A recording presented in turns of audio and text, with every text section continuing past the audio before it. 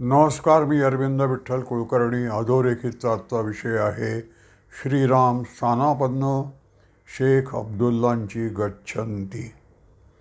मित्रहो, आपण सर्वसामान्य माणसं दोन प्रकारानं कालगणना करतो. एकाला आपण कॅलेंडर पद्धत म्हणूया, दुसऱ्याला पंचांग पद्धत. कॅलेंडर पद्धतीप्रमाणे 2024चा आजचा शेवटचा दिवस आहे आणि उद्यापासून वर्ष 2025 सुरू होणार आहे. वर्ष 2024मधली सगळ्यात मोठी आनंददायी, प्रेरक, स्फूर्तिदायी अशी घटना कोणती असेल तर अयोध्येमध्ये श्रीराम मंदिर, जिथं बाबरी मशीद उभी होती, राम जन्मभूमीवरचं रामाचं मंदिर पाडून जिथे 500 वर्षापूर्वी बाबरी मशीद उभी राहिली होती, ती पाडल्यानंतर तिथे राम मंदिर बांधायचा संकल्प आपण सोडला. तो जानेवारी महिन्यात या वर्षाच्या आपण पूर्णत्वाला नेला. आनंद पर्यवसायी असा हा या नाटकाचा शेवट झाला. हा स्वातंत्र्य लढा आहे. राम मंदिर हा स्वातंत्र्य लढा आहे. आपला आदर्श आहे राम.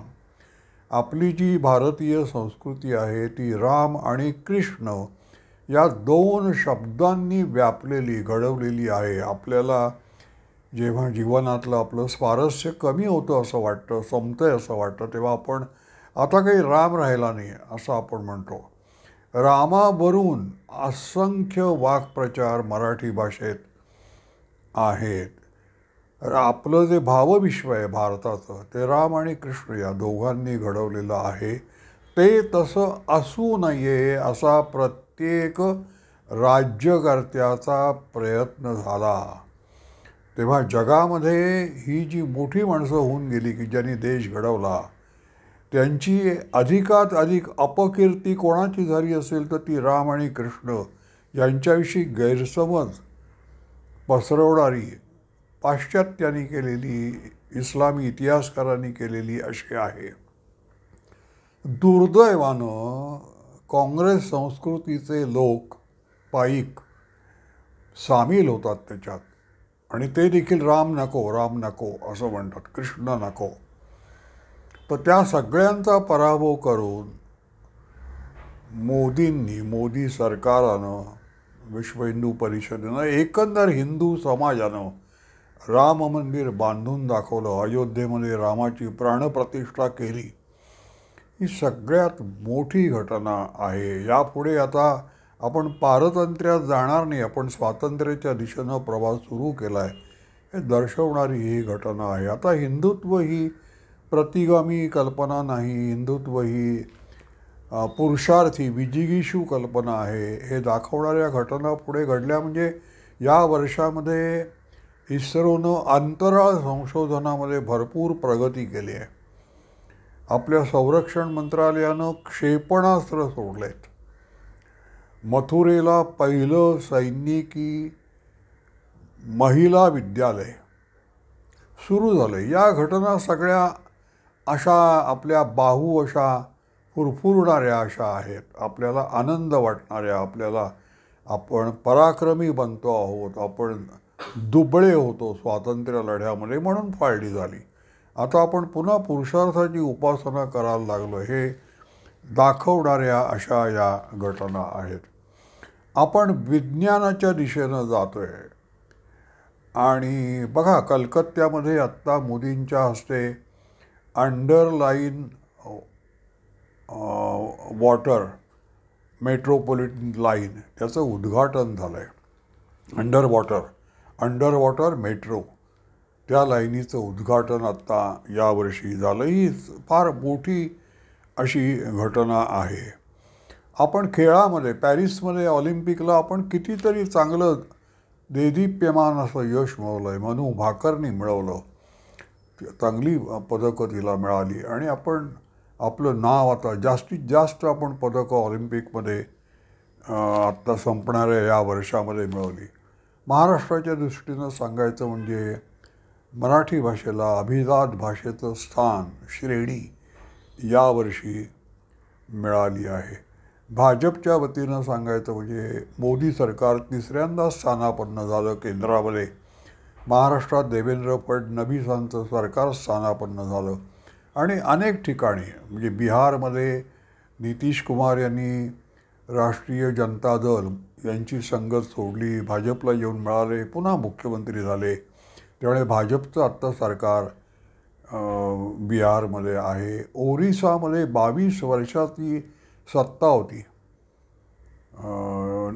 पटनाईक यांची, ती भाजपनी संपवली आणि आत्ता भाजपचं ओरिसामध्ये राज्य आहे. त्यामुळे चांगल्या घटना घडता आहेत. परदेशातली घटना बघायची झाली, लक्षात ठेवण्यासारखी घटना, तर बांगलादेशमध्ये शेख हसीना या त्या राष्ट्राच्या प्रमुख होत्या. त्यांच्या विरुद्ध आंदोलन राष्ट्रव्यापी पेटलं आणि त्यांना तो देश सोडून भारतामध्ये पळावं लागलं आणि भारतात आश्रय घ्यावा लागला. आणि या 2024 आपल्या लक्षात राहील ते अशासाठी की 1971च्या युद्धामध्ये आपण बांगलादेशाला सैनिकी मदत केली सर्व प्रकारची. आणि पाकिस्तानकडून जो अत्याचार होत होते, जो छळ होत होता बांगलादेशातल्या नागरिकांचा, तो आपण थांबवला आणि त्यांना आपण स्वतंत्र व्हायला अतिशय मोलाची आपला सिंहाचा वाटा आहे बांगलादेशच्या स्वातंत्र्य लढ्यामध्ये.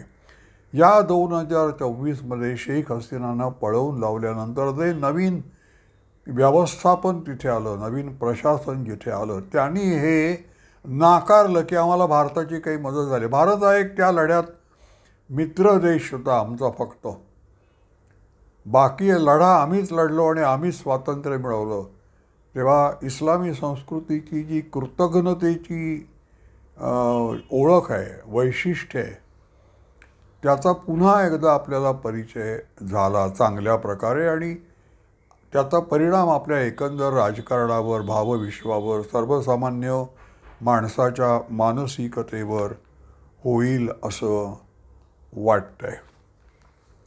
या वर्षातली आणखीन एक घटना, जशी राम मंदिर ही घटना आहे जानेवारीत घडलेली, तशी एक घटना म्हणजे डिसेंबरमध्ये 5 डिसेंबरला काश्मीरमध्ये शेख अब्दुल्ला यांची जयंती साजरी केली जाते.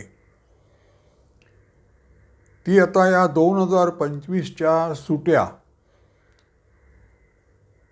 तिथल्या सरकारनं म्हणजे उपराज्यपाल, लेफ्टनंट गव्हर्नर यांनी 2025च्या सुट्या घोषित केल्या. त्यात शेख अब्दुल्लांच्या जयंतीची जी वर्षानुवर्ष सुट्टी दिली जात होती ती रद्द केलेली आहे.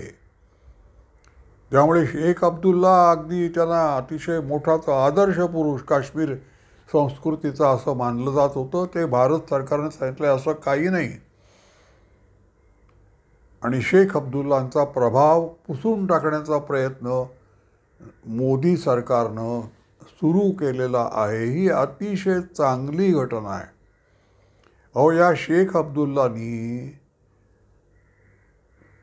परदेशी सरकारांशी हात मिळवणी करून काश्मीर भारतातून वेगळा काढायचा आणि स्वतंत्र करायचा असं कारस्थान रचलं होतं आणि ते पकडले गेले होते त्या कारस्थानात. केवळ नेहरूंशी त्यांचे चांगले संबंध होते, पहिले पंतप्रधान जवाहरलाल नेहरू, म्हणून ते सुटले. नाहीतर दुसऱ्या कोणत्याही देशामध्ये त्यांच्यावर राजद्रोहाचा आरोप झाला असता. आपल्याकडेही लोकांचा दबाव वाढला तेव्हा शेख अब्दुल्लांना अटक झाली. पण शेख अब्दुल्लांना कारागृहात जी वागणूक मिळत होती ती जणू काही ते आपल्या खाजगी बंगल्यात राहत आहेत अशा प्रकारे सर्व सोयी सवलती त्यांना मिळत होत्या.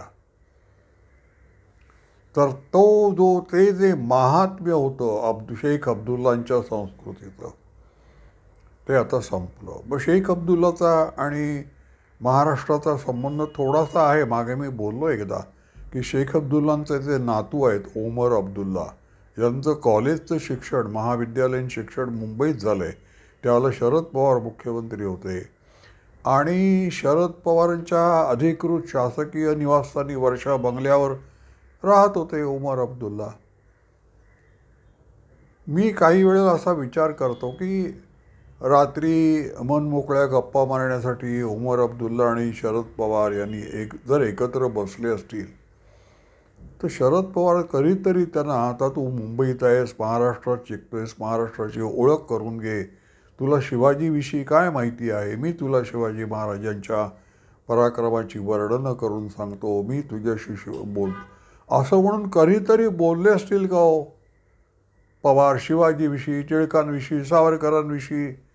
मराठी संस्कृती म्हणजे काय, हिंदवी स्वराज्य स्थापन केलं म्हणजे काय, हे शेख अब्दुल्लाला, कारण शेख अब्दुल्ला हा मुस्लिम मानसिकतेचं प्रतिनिधित्व करतो आणि मुस्लिम मानसिकता मुख्य राष्ट्रीय प्रवाहात सामील व्हायला विरोध करते. तर शरद पवारांना ही संधी होती की शेख अब्दुल्लाच्या नातवावर काहीतरी चांगला परिणाम करायचा, त्याची मानसिकता बदलायची. काय केलं असेल मला माहीत नाही, पण एकंदर ओमर अब्दुल्लांचं वक्तव्य त्यांची वाचली वगैरे की त्यांनी शरद पवारांवर काहीतरी परिणाम केला असावा, असं सुद्धा होऊ शकतं असं वाटतं आपल्याला. मित्र, आणखीन एक तुम्हाला गंमत सांगतो, आठवलंय म्हणून, नाहीतर मुद्दाम काही सांगण्याचा माझा हेतू नव्हता. जिमी कार्टर यांचं या वर्षामध्ये निधन झाले. 100 वर्ष जगले ते आणि नोबेल पारितोषिक मिळाले. अतिशय मोठा मुत्सद्दी अमेरिकेनं निर्माण केलेलं असं जिमी कार्टर यांचं वर्णन करता येईल. ते मोरारजी देसाई पंतप्रधान असताना आणि अटल बिहारी वाजपेयी परराष्ट्रमंत्री असताना भारताच्या दौऱ्यावर आले होते. त्यावेळेला माधव गडकरी हे मुंबई सकाळचे संपादक होते. मी मुंबई सकाळमध्ये काम करत होतो. तर भाजपचा कोणताही माणूस त्याला मोठं होऊच द्यायचं नाही, त्याचे दोष काढत राहायचं, त्याच्यावर टीका करायची आणि त्याची अपकीर्ती होईल, अवहेलना होईल असं लिहायचं. ही परंपरा फार पूर्वीपासून आहे.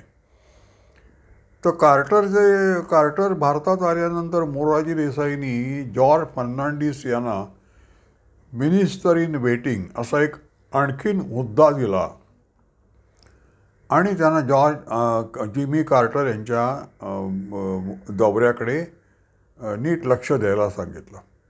त्यावर माधव गडकरींनी लेख लिहिला होता सकाळमध्ये की अटल बिहारी वाजपेयी जरी परराष्ट्रमंत्री असले तरी त्यांना इंग्रजी नीट बोलता येत नसल्यामुळे भारताची फजिती होऊ नये कार्टर यांच्याशी संभाषण करताना, म्हणून हा मुद्दा निर्माण करण्यात आला आहे, पद मिनिस्टर इन वेटिंग, आणि ते काम जॉर्ज फर्नांडिसना दिलं आहे. छापून आलं. गडकरी कार्यालयात आल्यानंतर मी त्यांच्या केबिनमध्ये त्यांना जाऊन भेटलो. म्हटलं, अहो 2 गोष्टी मला तुमच्या लक्षात आणून द्यायच्या आहेत. एक म्हणजे वाजपेयी हे MA विथ पॉलिटिक्स आहेत आणि त्यांना अतिशय चांगलं इंग्रजी बोलता येतं. मी ऐकलंय त्यांचं इंग्रजी संभाषण दुसऱ्यांशी चालू असताना मी ऐकलंय. ते इंग्रजीत लिहूसुद्धा शकतात. तेव्हा ही चुकीची माहिती तुम्ही का देता? आणि दुसरं म्हणजे मिनिस्टर इन वेटिंग म्हणजे काय तुम्हाला माहिती आहे का? ते म्हणाले नाही. मग म्हटलं तरी तुम्ही लिहिलं मिनिस्टर इन वेटिंग हा तात्पुरता निर्माण केलेलं ते तात्पुरतं पद आहे. ते कशासाठी आहे?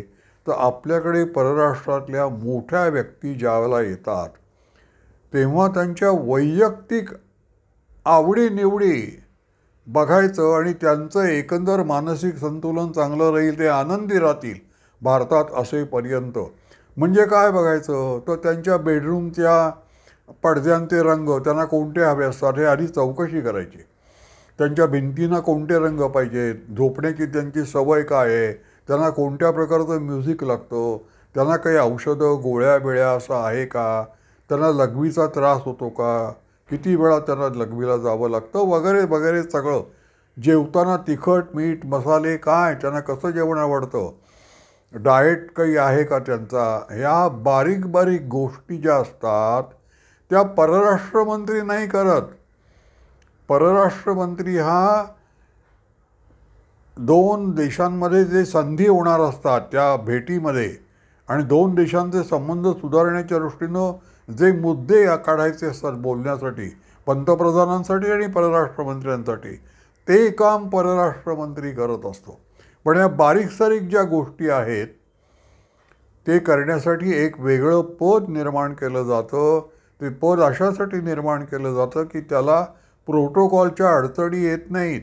तो दारावर टकटक करून केव्हाही जिमी कार्टरच्या खोलीत प्रवेश करू शकतो. कारण जिमी कार्टरनं आधी कळवलेलं असतं की George Fernandes minister in waiting आहे आणि त्यासाठी तो मंत्रिमंडळात असलाच पाहिजे असं नाही.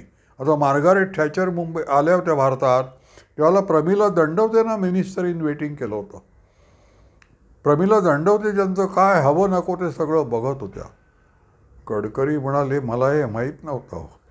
म्हटलं तरी तुम्ही लिहिता आणि वाजपेयींची याच्यात बदनामी होते याची तुम्हाला काही काळजी वाटत नाही.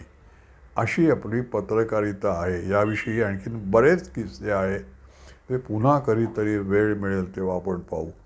सांगायचं कारण असं की राम मंदिराची स्थापना झाली, प्राणप्रतिष्ठा झाली आणि शेख अब्दुल्लांचं जे त्यांनी नॅशनल कॉन्फरन्स त्यांनी स्थापन केले, शेख अब्दुल्ला. आणि नेहरूने एकदा पारतंत्र्यात आपण असताना काश्मीरमध्ये जाऊन भाषण केलेलं आहे हिंदूंना उद्देशून की तुम्हाला काश्मीरात सुखानं राहायचं असेल तर शेख अब्दुल्लांचं नेतृत्व मान्य करा. आणि या शेख अब्दुल्लानी आपले जे काश्मीरचे महाराज होते राजा हरिसिंग, त्यांना नेहरूंना सांगून पळवून लावलेलं आहे आणि त्यांना परत काश्मीरमध्ये येऊ दिलेलं नाही. त्यांची जयंती का साजरी करायची आणि सुटी का, शासकीय सुटी का त्या दिवशी? मोदी सरकारनं तिथल्या उपराज्यपालांनी चांगला निर्णय घेतला आणि शेख अब्दुल्लांची सुटी रद्द केली. ही चांगली घटना आहे असं मला वाटतं. माझा हा व्हिडिओ आपल्याला आवडला असेल तर लाईक करा, शेअर करा आणि सबस्क्राईब करा. धन्यवाद.